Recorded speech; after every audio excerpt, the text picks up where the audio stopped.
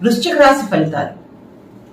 ఆదాయం 11, వ్యయం 5, రాజ్యపూజ్యం 2, అవమానం 6. ఇక్కడ వ్యయం కన్నా ఆదాయం ఎక్కువగా ఉంది కాబట్టి ఆ విషయంలో సమస్య లేదు.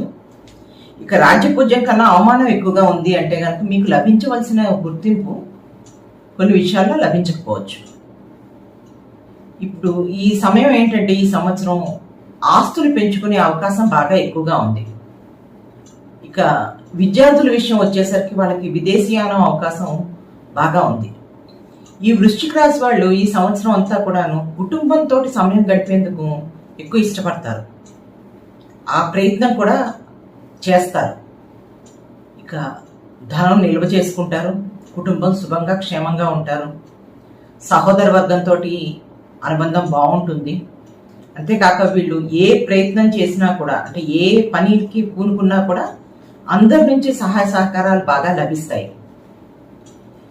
ఆస్తుల క్రయ విక్రయాల విషయంలో మాత్రం పేపర్ వర్క్ కాస్త జాగ్రత్తగా చూసుకోవాలండి, అజాగ్రత్త కూడదు.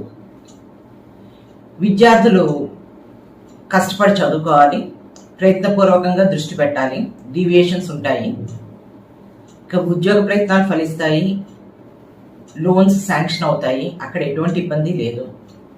భాగస్వామి సహకారం ప్రతి విషయంలోనూ ఉంటుంది. వారి పేరున ఆస్తులు కొనే అవకాశం కూడా ఉంది.